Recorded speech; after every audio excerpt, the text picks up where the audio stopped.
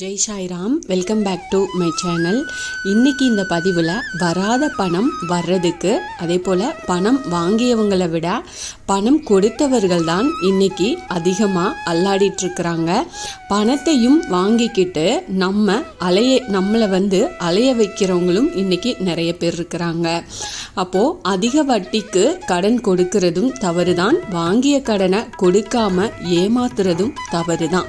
ஒருத்தவங்க கஷ்டப்பட்டு உழைச்சு சம்பாதிச்ச பணம் என்னைக்குமே வீண் போகாது.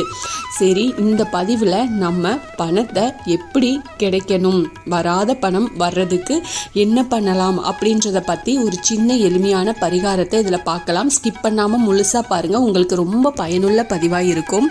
என்னோட சேனலுக்கு தொடர்ந்து சப்போர்ட் பண்ணுங்கள், லைக் பண்ணுங்கள், ஷேர் பண்ணுங்கள், கமெண்ட் பண்ணுங்கள், மறக்காமல் சப்ஸ்கிரைப் பண்ணுங்கள், பெல் ஐக்கானை கிளிக் பண்ணுங்கள். நாம் ஒவ்வொருத்தருக்கும் கடனாவோ இல்லைன்னா கைமாத்தாவோ கொடுத்த பணம் இழந்த பணம், இழந்த செல்வங்கள், சொத்துக்கள் இது போன்றவை திரும்ப கிடைக்கிறதுக்கு நம்ம வீட்டிலேயே செய்யக்கூடிய எளிமையான பரிகாரம் தான் இந்த பரிகாரம். இதை நாம் தொடர்ந்து இந்த பரிகாரத்தை எப்படி செய்யலாம் அப்படின்னு தெரிஞ்சுக்கலாம். நீங்கள் இழந்த பணம், உங்களுக்கு வரவேண்டிய பணம், செல்வங்கள், சொத்துக்கள் இது எல்லாமே திரும்ப கிடைக்கிறதுக்கு நம்ம வீட்டில் செய்யக்கூடிய பொதுவாக வீட்டில் காமாட்சி அம்மன் விளக்கு பூஜை அறையில் ஏற்றி வைக்கிறோம் இல்லையா? அதே போல் குத்துவிளக்கு மகாலட்சுமியின் அருட்கடாட்சியத்தை நமக்கு வாரி வழங்கக்கூடியது. குத்துவிளக்கு ஏற்றி வைக்கிறவங்க வீட்டில் ஒரு பொழுதும் புலம்பல் சத்தம் கேட்காது அப்படின்னு சொல்லுவாங்க. இந்த குத்துவிளக்கு பார்த்திங்கன்னா மகிழ்ச்சியையும் பண வரவையும் கொடுக்கக்கூடிய சக்தி அந்த விளக்குக்கு இருக்குது. குடும்பத்தில் சண்டை சச்சரவுகள், பிரச்சனைகள் இருந்தால், கணவன் மனைவிக்குள்ள ஒற்றுமை இல்லை அப்படின்னா, வீட்டில் நிம்மதி இல்லை அப்படின்னா, செவ்வாய் மற்றும் வெள்ளிக்கிழமைகளில் குத்துவிளக்கு ஏற்றி பாருங்க. குத்துவிளக்கு ஏற்றுறவங்க நன்கு பெரிய விளக்காக ஏற்றுங்க. ஓரளவுக்கு கொஞ்சம் பெருசாக இருந்தால் போதும். மகாலட்சுமிக்கு இருபுறமும் குத்துவிளக்கு வச்சு அதில் நல்லெண்ணெய் ஊற்றி பஞ்சு திரிட்டு தீபம் ஏற்றி நீங்கள் வழிபாடு செஞ்சுட்டு வந்தீங்க அப்படின்னா சகல தோஷங்களும் நீங்கி சௌபாகியம் கிட்டும்.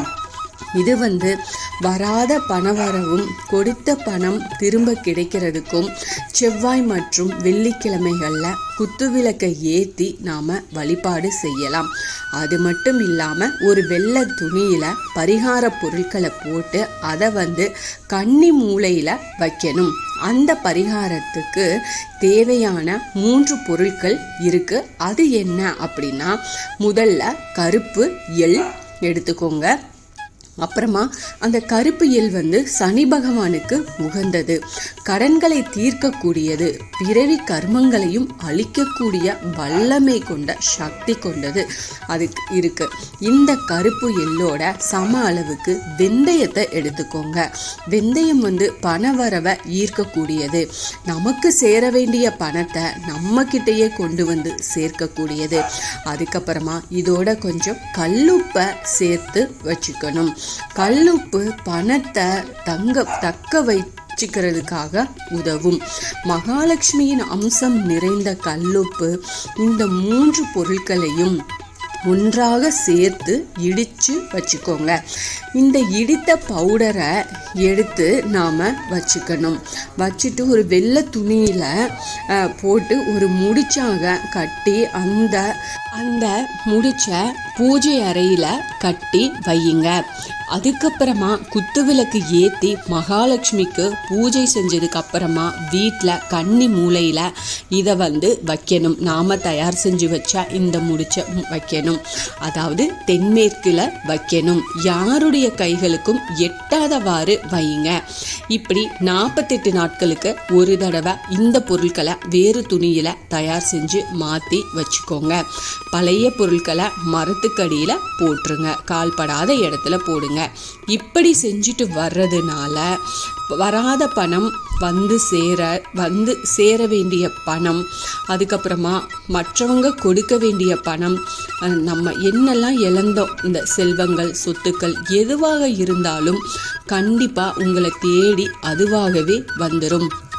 இது நீங்கள் கோர்ட்டில் பிரச்சனை போயிட்டுருக்கு, உங்கள் நிலத்துக்கு உங்கள் சொத்துக்கு இதுக்கெல்லாம் பிரச்சனை போகுது, இல்லை இதெல்லாம் நீங்கள் இழந்திருக்கீங்க, ஏமாந்துருக்கிறீங்க, இப்படி இதில் என்னென்னலாம் நீங்கள் பிரச்சனைகளை சந்திச்சுட்டு வரீங்களோ அது எல்லாமே கண்டிப்பாக தீரும். இந்த ஒரு எளிமையான பரிகாரத்தை நம்பிக்கையோட செஞ்சு பாருங்க, நிச்சயம் கை மேலே பலன் கிடைக்கும். இந்த பதிவு உங்களுக்கு பயனுள்ள பதிவாக இருக்கும் அப்படின்னு நான் நம்புகிறேன். இதில் ஏதாவது சந்தேகம் இருந்தால் எனக்கு கமெண்ட்டில் கேளுங்க, நான் பதில் சொல்கிறேன்.